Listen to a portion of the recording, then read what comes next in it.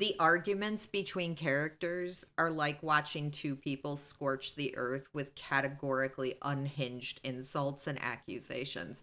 I think my favorite parts are whenever one narcissist accuses another narcissist of being a narcissist. And every time it happens, I'm like, oh, isn't that the pot calling the kettle black? The Yeah. Rishi episode?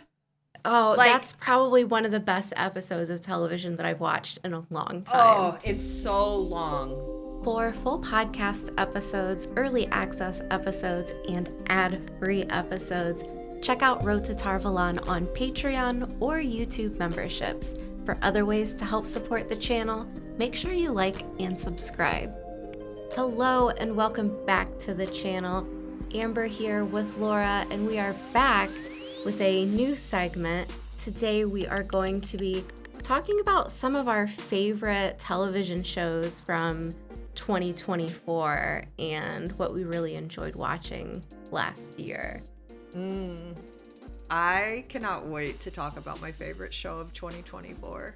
Well, I feel like I was really spoiled for options this year. Definitely. Where there were a lot of good shows, and I found it hard to kind of narrow it down. And then we kind of touched base and was like, oh, I have a feeling a lot of our choices are going to be the same. So I went back and like added in a couple Okay. more. My top five were really down to the wire when I was deciding how I would rank them. All five are very different, coming from like a variety of backgrounds, but the one thing that all five of mine share is good writing, episodes that routinely keep me highly engaged with the content, and solid acting. Okay, yeah. That's really when you're going through things and you want to like narrow it down. I feel like those are all really solid bases of what you want out of television. Absolutely. I don't necessarily need everything to be really fast paced, super engaging. Like, I do enjoy some kind of more slow burn shows where things kind of pick up. But one of my choices, I would say, is something like that. But I didn't rank mine like Oh, top to bottom. okay. So my first pick was something that I've covered on the channel, but not with you. Oh, I covered it with Josh, and it was Shogun. I love that show. I just think there's so much happening where I was like, yeah, it's got to be up It's there. such a good show, though. And in a way that was almost kind of surprising, the storyline really drew me in. Yeah, I had no idea what I had signed up for with this show when I started watching it because I haven't read the book. So I was just, making guesses left and right the entire time. And thinking back on that show, there are so many memorable moments where I'm either like happily entertained, almost weeping, or like laughing, like cackling at some of these antics. And I mean, I'm thinking about I'm thinking about John when he's running around like doing the training montage showing them how to use the cannons. Ah, that's a really good part in the show. And it's just like it's so simple, but it's so memorable for me. And then all of these wild range of casts of characters like Yabushige, Mariko, Fuji. I mean, that scene where Fuji is trying to get Blackthorn to hand over his guns and he won't do it. And then she's like, give them to me, I'll take them. The other guy is like, okay, you give me the guns. And Fuji's like, no. And points it at the guy. And I'm just like, this is so surprising. But there's so many memorable moments. But there's also, like, it's so tragic. And oh my God, that scene where Mariko is, she's held essentially hostage in the city. And she's like, I'm going to leave. And they're like, you can't leave. And she's saying, well, I'm going to leave and you're going to have to kill me, essentially. And she gives that determined, fight scene of her versus all of these soldiers, and she knows she's gonna lose. She has no chance, and she's just, wailing as she's fighting her way through these characters, these guards, and I'm just like, this is just so good. So good. And then the ending is a complete surprise, I feel It like. was. I was really bummed to hear that this was like a standalone season. Well, they're gonna do another Are season, they? which I don't. Yeah, but I don't know how I feel about it Okay. because if they do a second season, it will be, I'm assuming there's no more book material. Like they covered the book. Right. So there have been TV shows that have managed to do that. But at the same time, I kind of feel like where Shogun ended was like on such a plateau, like such a high point, where it's like, don't even go for season two. Just let it stand as it is in perfection and don't try and like milk the cow for anything else. Just leave it be, No, that's a you really fair know? assessment of it. I mean, of course, I'll be thrilled if the second season is Really good. anywhere near, yeah, what they did with the first season, but it's just one of those shows where it was so surprising. I mean, the writing for the characters, so many of these little scenes, and then you find out Toranaga is just, you're almost rooting for him the entire Oh, I time. absolutely And then it was. turns out, yeah, and then it turns out he's the biggest manipulator out of everyone, and his prowess as this master puppeteer, 3D playing chess, 4D playing chess guy, and it's just like, oh, it got me. It got me. Yeah, it was an excellent show. And I was really, I mean, what was it, Operation Black Sky? I thought there was going to be a huge battle. I was so amped. And I was like, oh, that's not where it went. And it was, I feel like, really brave. It's kind of like a bait and switch in a way, I guess, for people who haven't read the books. But even without, what I had assumed was going to happen, I was still pleased. Absolutely. I really enjoyed it. It was in the top spot of my honorable mentions. Yeah. Yeah.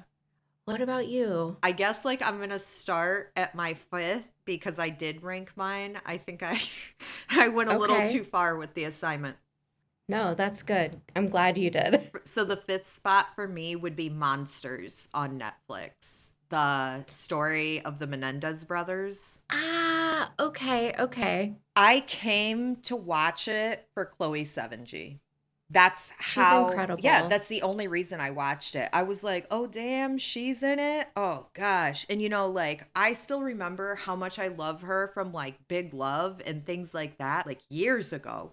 Yeah. And so I watched it for her, but it was so wholly surprising in the best way because, you go into, like, docu-series type things and you expect them, even if they have, like, some dramatic recreations, you expect it to, like, not exactly be like what this ended up being. This is not a docu-series. This is straight up a dramatic reenaction of like what may or may not have happened.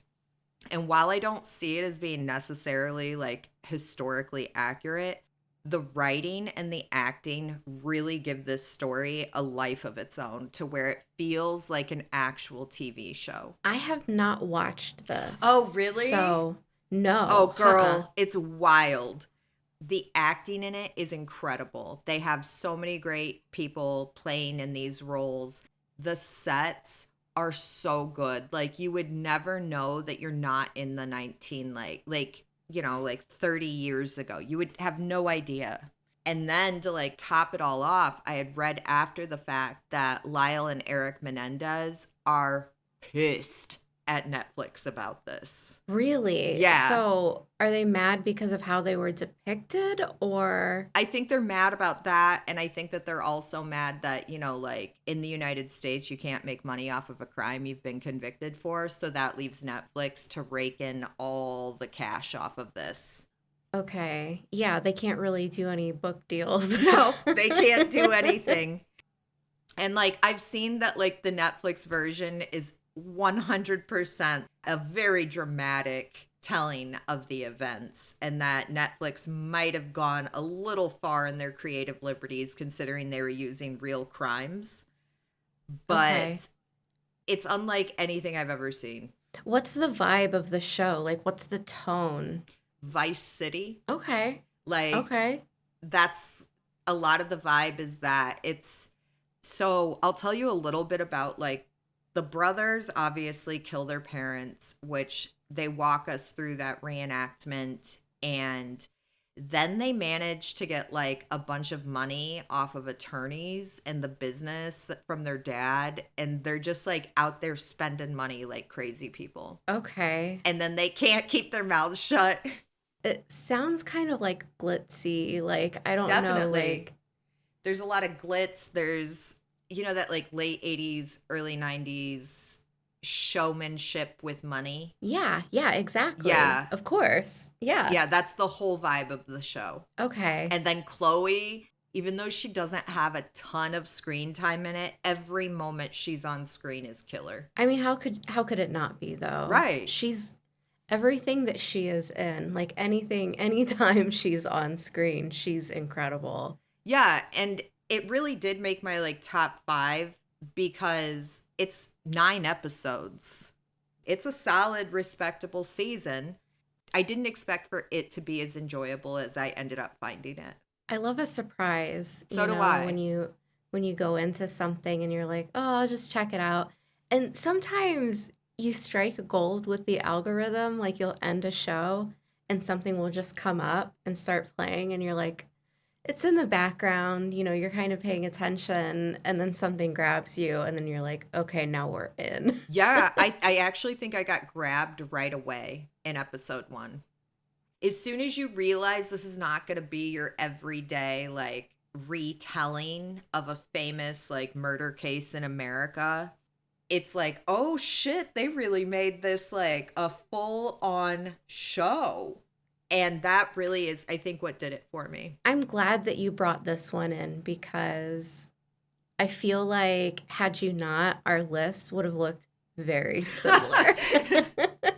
Yeah, I think it would have too. I was trying to bring in like a wild card because I had my 4 and then I had my 2 honorable mentions. And I was like, you know what? I think I'm going to reach for a different 5th and not take it from my honorable mentions. And then I immediately thought of this and was like, yep, it's going to Monsters. It has to. Also, this show reigned in like in Netflix top 1 and 2 spot for weeks on end. Yeah, that's always a good sign.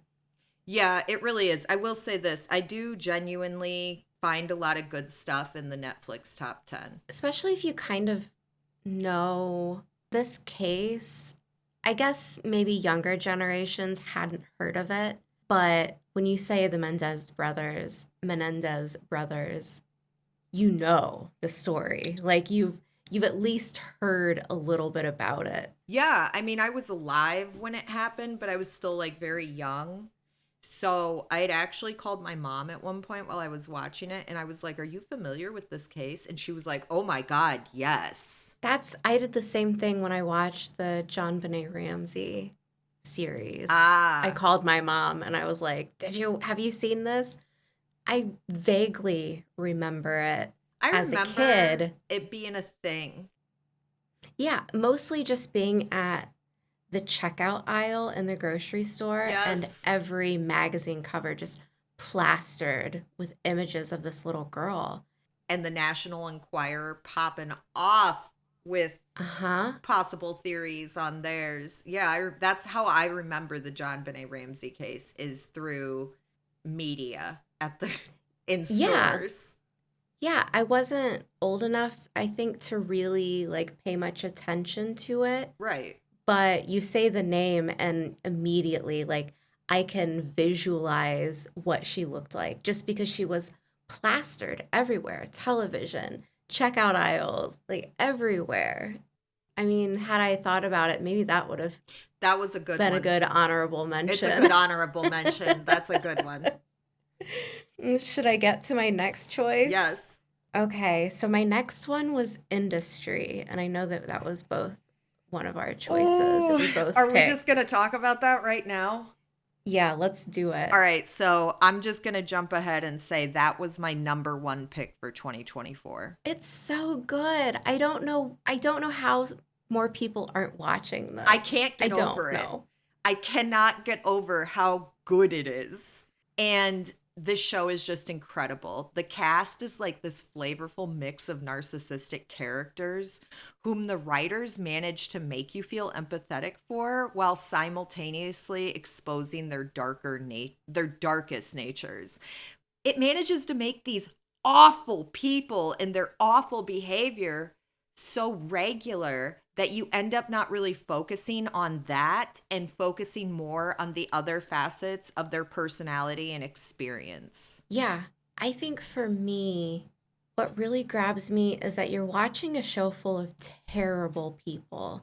And I think this is a really hard line to walk with television shows because when you've got so much nuance in this, like the degrees of gray characters, whether they're good, they're bad, somewhere in the middle, awful, whatever. When you have a lot of bad people, you need them to be incredibly entertaining. Otherwise, you're not Yes. going to watch. You're just going to hate them. The way they do this show is on one hand, you're rooting for these awful people, similar to, I would say it's kind of in that same flavor of Breaking Bad or The Sopranos, where you've got these larger than life characters. They're not good people, but they are endlessly entertaining. The machinations, the double crossing, just it's so much. And there are television shows out there that I feel like try to do this and just can't do it. Absolutely. The arguments between characters are like watching two people scorch the earth with categorically unhinged insults and accusations. I think my favorite parts are whenever one narcissist accuses another narcissist of being a narcissist. And every time it happens, I'm like, oh, isn't that the pot calling the kettle black? The Yeah. Rishi episode, Oh, like, that's probably one of the best episodes of television that I've watched in a long time. oh, it's so long. Without like giving too much away, because like I really had to work on what I'm gonna say about this show. That way I'm not like spoiling it for anyone who hasn't seen it. But like delightful journey of 60 of the most high intensity minutes I've ever experienced in television. I was on the edge of my seat the whole episode. I felt like internal panic the Whole entire time. time. Uh the visceral reactions I have to this show. It's like, if you're somebody who likes like drama talk and things like that, this is the show for you. This is like the ultimate person v person knockdown drag out cat fighting type thing. And Yes. Oh my Jon gosh, I was going to bring that Snow, up. oh my Kit god. Harington. Kit He might have Harington. he might have found his calling with this series. He's Absolutely. great. I have it out. I have it as Jon Snow's character is the antithesis to Jon Snow. He's like this really awful dude, but it's in such an unsurprising way. Yet the character is still a wholly unique narcissist that brings Yeah. something new to the story. Do you know what one of my favorite scenes of season 3 was? Tell me immediately. It was Jon Snow getting into a fist fight in a child's ball pit. Oh my god, that was such a good scene. It's so over the top, like it's so zany, but it's so serious and it works. Yeah, It but that's the works. thing. It's not all just zaniness. Like, they really do delve into every facet of the characters' lives. Yeah, I think man, this show is it's so good. I don't want this to come off as like shady or anything like that, but when I watched Industry, I kind of got the feeling that House of the Dragon was trying to kind of emulate the same style where it's like a lot of terrible people doing underhanded stuff. And we do kind of, it's kind of that same thing, like a lot of people trying to climb over the tops of others. And House of the Dragon just didn't quite make the characters as big and entertaining enough where I was totally sucked in. Agreed. This back and forth between Harper and Yaz. Oh, oh, the slap heard round the world. Yeah, like I could watch that forever. Like their dynamic is just so, it's off and on, and you really go around and around, and I never get tired of it. And then, something like House of the Dragon, I still feel like they're kind of trying to figure out, at least in season 2, where these characters, I guess, like what their star quality is, like I don't, and this is no shade to the actors because they're incredible, but someone like Allison, I'm just over it. I'm just like, I don't, nothing you're saying or doing is delighting me. Right. Like I want to feel really engaged and sucked in. And there are other characters that do that for me, but industry just has So many. every character has, their moment when they're on screen, even if they're not a huge character and they make the show. It's just something where someone could have a couple lines of dialogue, but without them, the show is lacking. And Agreed. it's just good. But that Rishi episode might be one of the most, It was so it's so surprising. intense. So But then intense, it was so surprising. from the first moment, it's intense. Yeah.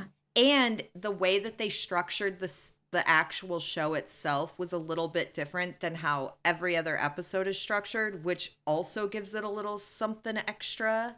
And it really brings Rishi from being like a secondary character into a more primary character role. And they did it Mm-hmm. in the best way. I oh, so many things happen. So many things happen. The ending of season 3. So the way that season 3 is kind of plotted out, something happens between season 2 and season 3 that you don't know what happened. And so the season in a way works backwards, where you're getting more pieces of the story as the season goes forward, and then by the end you get the reveal. And the reveal is like, what? Like, Yeah, really? what? Really? Okay, so one thing I want to say about the final episode is those last like 20 minutes. It felt like a whole episode, those last 20 I minutes. felt like I was in a rock tumbler or something. Every time I think that the episode's going to end, it's like, no, wait, we've got one more cliffhanger to give you. It was, I couldn't believe there were so many ways to keep doing like the finale of a season finale, and just incredible. I have no idea if anything portrayed in the show is remotely accurate. I don't care. I'm living for the story. It's my days of our lives. Yeah. It's so funny though, because when I try to talk to someone about this show and I'm like, it's really good, and they're like, what is it about? And when I try and give them like the setting, I'm like, I know it doesn't sound exciting, but trust me, it The is. setting makes it seem so boring, Yeah. Yeah. but it's really like kind of perfect to use a kind of boring setting, because that again like pushes the characters like dynamics, their relationships with one another, their highs, their lows, their experiences. It pushes that all into the spotlight to where like nothing is getting in the way. I think every season gets better as well. Season 1 is good. Season 2 is really good. And season 3 just blew me away. Absolutely. I cannot say enough about season 3.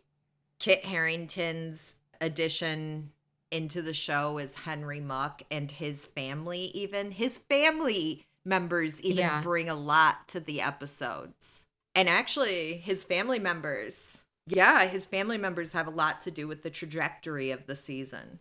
I cannot wait for season 4. It's already been greenlit. They're doing it. I can't wait. Yeah. So if you, people listening, if you haven't watched this and You do like a more like mature show, like mature writing. This isn't something that you can watch with kids in the room. But it really feels like, in my opinion, like the golden era of television. A lot of bad people doing entertaining stuff. But yeah, should we move to the next one? Otherwise, this might just become A an industry episode, yeah, episode. it could easily do that. Yeah, I'll do my number 4 spot went to Three Body Problem on Netflix. Yeah, that one was on my list too. I would say that this was one of my most anticipated watches of the year. Because, a lot of the stuff that I watch is kind of by happenstance. I'll see a little preview or I'll, hear something. But this one, I was like waiting for the show's release as though it had already had prior seasons. And it did not disappoint. This was something that I was so jazzed for. I love the books. It's one of my favorite series ever written. I think I've made so many people on my Discord server read it where I'm like, "Please, please." It's so bananas. It's so out there. It is so imaginative and it is so wild. And I would say what the television show really brought to the story is the characters in the books are just their mechanisms to move the story forward. They're pretty paper thin, they're not incredibly dimensional. But the way that they did it in the show in Three Body Problem on Netflix is they made me care so much about some of these characters where in the books it's like, oh, they died. And it's like, okay. And you watch it on the show and I'm just like, oh my God. Like I just, oh, it was so good. Yeah, I do think that they've really brought the characters to life because I was Yeah. expecting heavy focus on story. And because you and I had talked a lot about it before the show released, but the way that they brought the characters to life, I think it gave the show a lot of additional dimension that while I wasn't anticipating it, it exceeded my expectations in the best way possible. Yeah.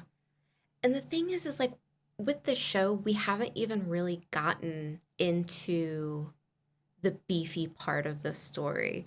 I Season one know. is just this very like light appetizer into what it's about.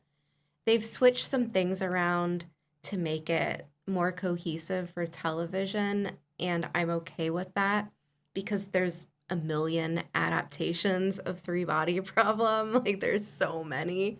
But I think the way that they are headed into next season is going to make season two just off the chain. I agree. I also want to say like this is another show on my list that has a actor from Game of Thrones. So many Game of Thrones actors. Yeah, but like oh my god, what's the name of the guy who plays Samwell Tarly? I can't remember. In Uh John Bradley, the actor John yeah, the Bradley. actor. Like I really enjoyed him in this show.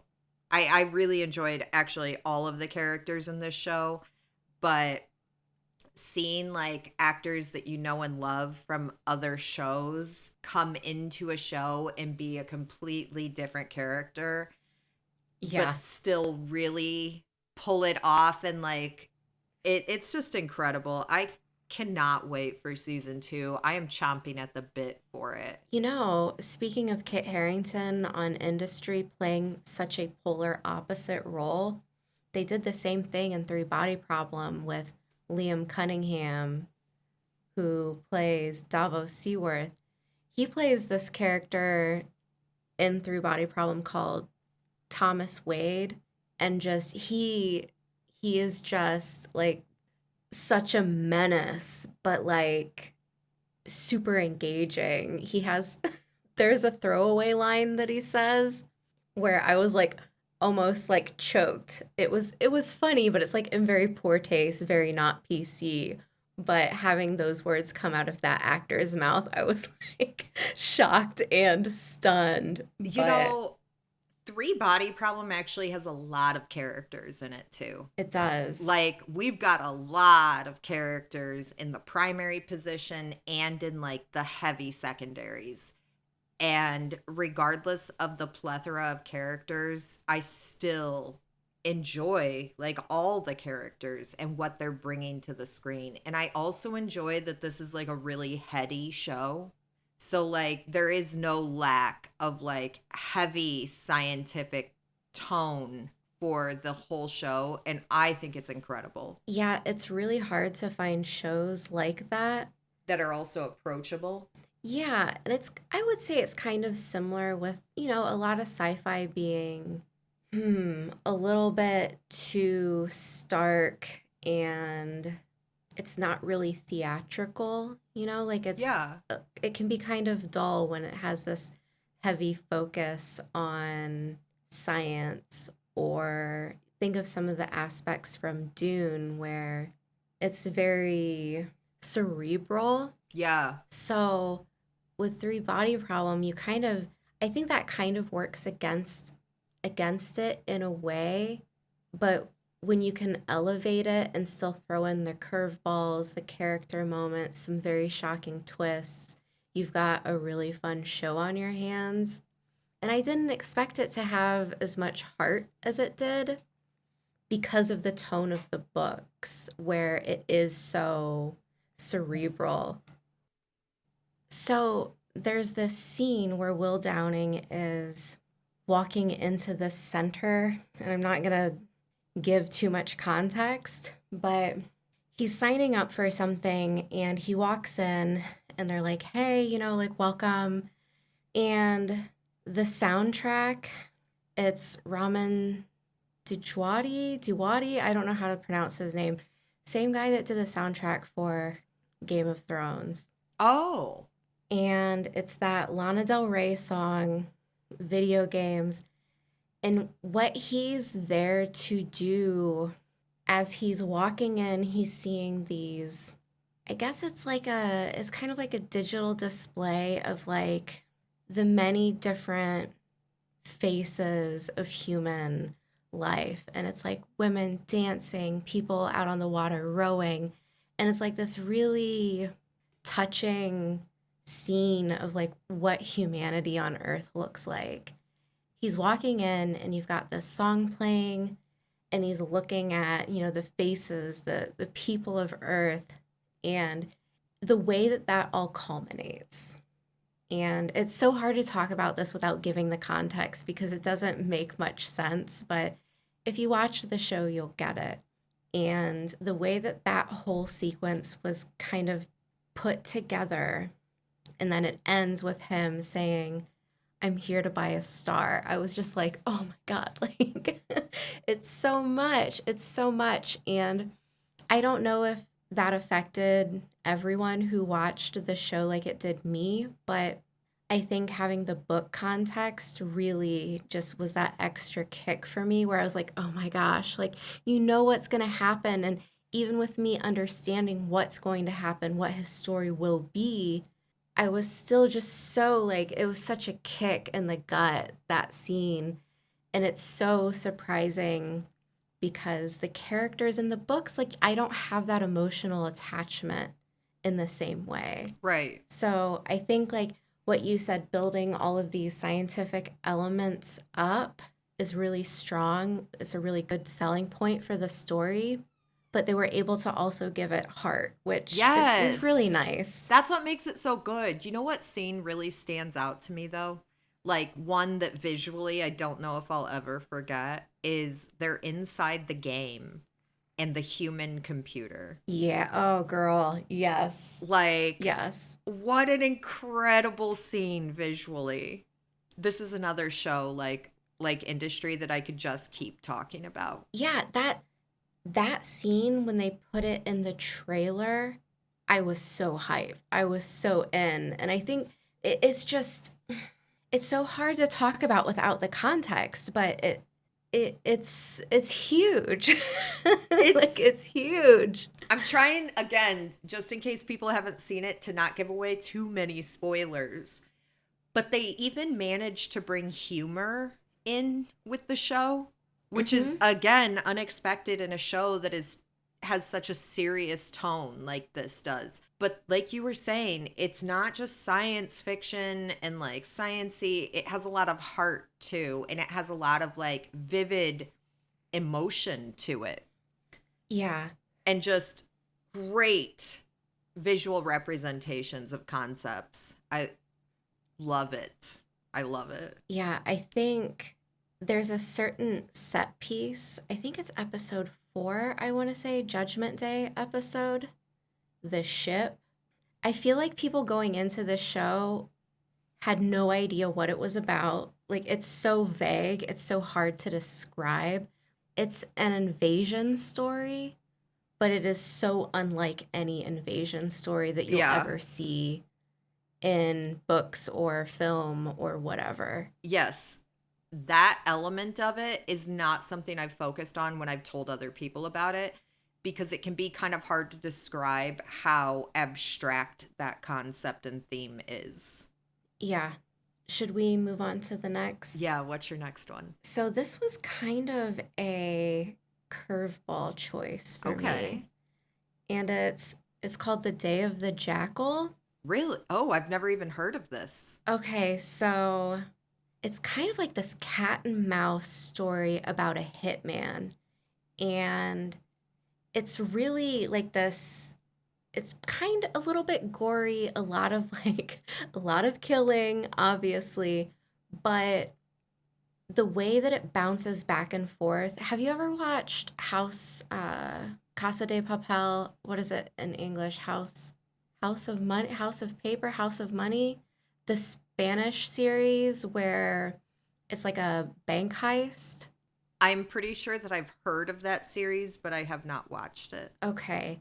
So then forget that. But it's kind of like you're rooting for the bad guy the whole time. He's, shifting faces, speaking different languages, prosthetic makeup, like the whole 9 yards. And he's untouchable. He's just so good at what he does. And it's just this drama going from his point of view back and forth between him and the police who are trying to chase him. And so, like, you have all of these experts lined up, finding like minute details, just trying to catch this guy. And every episode just gets closer and closer to him being caught. But it feels kind of just like an ode to like 90s, like I don't know, like this Hitman action series in a Okay. way where I found it really palatable and totally binge worthy. I love action. So do I. Like, that is not outside of my scope of things that I enjoy in television and movies. I would say too the main actor, what is his name? Eddie Redmayne? Do you remember the what was the second J.K. Rowling series that got picked up? Fantastic Oh, Beasts. Fantastic Beast. The main character, the guy, that guy, Oh, that he's in British it? man. He's the main character and he is so like he just has the face of an angel, He you does. know?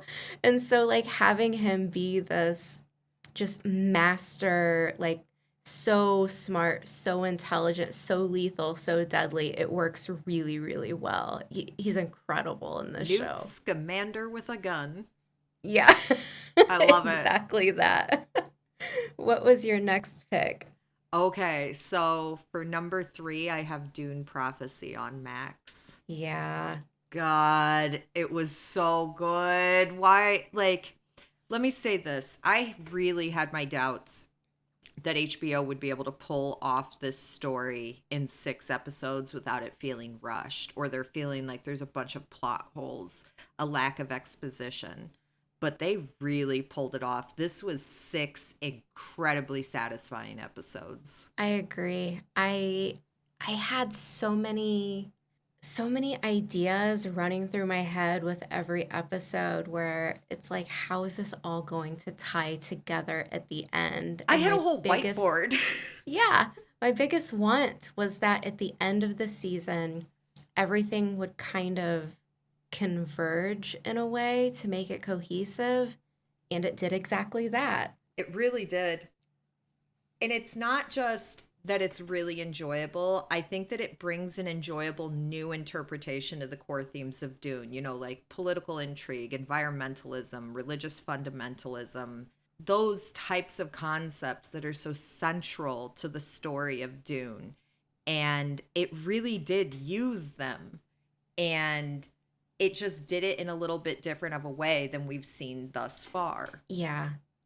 And again, it's this thing that you see with science fiction where you're pulling from really cerebral material that can be a little bit dry or bleak, and they've inserted so much life with these characters and the plot twists, and it had so much. I was hoping that I would really enjoy it, but I think I found myself surprised in the end with how much I liked it. Even going into it knowing that I was probably going to like it, but I was like that was probably better than my expectations were. Same. I really can't compliment it enough. It seems produced in such a detailed and thoughtful way, and I enjoyed every layer of it. The story, the visuals, the acting, the cinematography, the musical scores. Like, Yeah. they just really nailed it in an all around holistic way. Yeah. I think as someone who really enjoys science fiction, it kind of feels like we're coming into 2025 with a plethora of options in good sci-fi. Yeah. It kind of feels like we're making the move from fantasy being at the forefront to sci-fi being at the forefront. I would agree. And I really, oh man, it's so hard because there's so many streaming services right now, and Apple is one of them that I really need to get, but it's just so expensive paying for all of them. God, someone gift me your Apple again. Like, so I can watch more sci-fi. I struggle because like I'm so entrenched in Max and Netflix, and they like really do provide a lot for me to watch, so it's hard for me to want to cancel one of them. Yeah. But like I just cannot get over how they managed to pull this off in 6 episodes. And it's Yeah, it not was really like well it, done. and it never felt rushed. And it had like so many incepted layers of story in it. Yeah. Like if you're not paying attention the whole time, a lot of things will end up being surprising. Hell, even if you are paying attention and trying to riddle it out the way that we were, it's still got a lot of hmm surprises. Thinking about sci-fi, Laura, there are a handful of things that I'm really, really excited for. Ooh, what are they? Also, I just wanted to say that I think all of my choices except for industry were adaptations, book adaptations.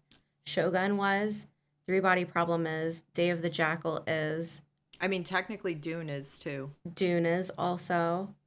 But building on that, there's going to be some awesome sci-fi coming out in the next couple of years.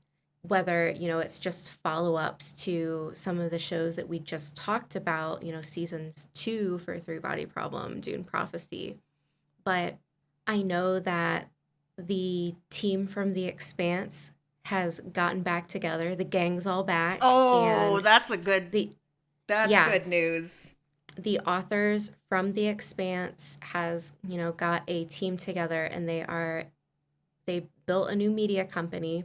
So their new series is going to be, it was greenlit, and Prime Video is going to be adapting the Captives War series, which it's incredible. I've covered it on the channel. I love it so much. But it's got everything. It's got riddles, it's got twists, it's got science, it's got a smorgasbord of weird alien creatures. I don't know how they're going to adapt this expensively, I guess. But we've got that happening, and I think they are going to be solely focusing on adapting sci-fi. Okay. So there's that. I love that. I know that there's a lot of stuff on Apple TV that I'm excited for. The Murderbot Diaries is going to be picked up by Apple. I don't know if they're already filming, but I know Eric Northman from True Blood, aka Alexander Skarsgård is going to star in that, and I'm so excited for that. There's just I'm so ready for good sci-fi. Like Me after too. The Expanse, it felt like it was really dry there for a while, where it was like, does anyone care about sci-fi? Is it just me? Like more of it, please.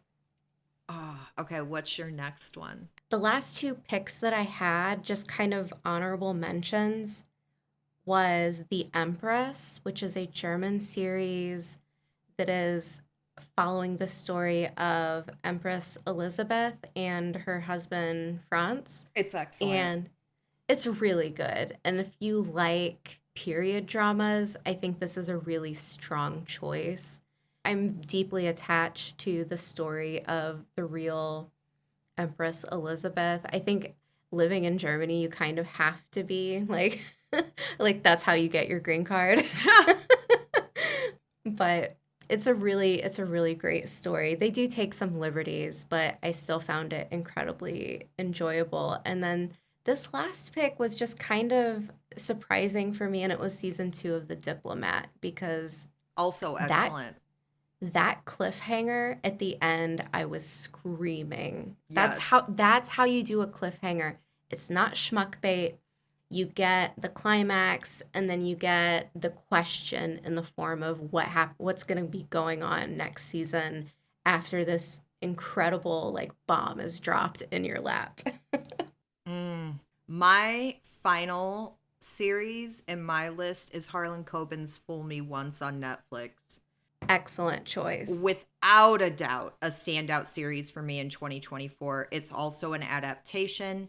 It launched me into a full on binge of everything Harlan Coben, and there is nothing I love more than a show I cannot guess the ending to. And if everything of Harlan Coben's I've watched, he never disappoints in that area. And now that I've watched his entire Netflix catalog, this show Fool Me Once stands out even amongst a family of incredible adaptation series. I don't think that Yeah, I can really give this show enough praise. Like, it I was love it. great. It was It was on the incredible. top 10 for weeks. Yeah, I wish every show ever made was as compelling as these are. And then my honorable mention actually goes to Rings of Power season 2. That Sauron man, he Yeah, killer. Sauron and Anatar, incredible storylines this season. Prime really brought it back from the dead. I I would agree. I was not I thought I expecting was going to what hate was it. presented. I thought I was going to hate it, but I ended up genuinely enjoying it. We covered it on your channel. Like, if anybody's interested in what we have to say about it, please go back and listen to those episodes because we cover it really thoroughly. I think every episode is just us surprised, like But it's so good. yeah. Exactly. All right. Well, let's wrap it up here. Thanks for listening, people who are out there. Please like, please subscribe. Wheel of Time season 3 is coming up. We're going to be covering a whole lot of that. So, yeah, we'll see you then.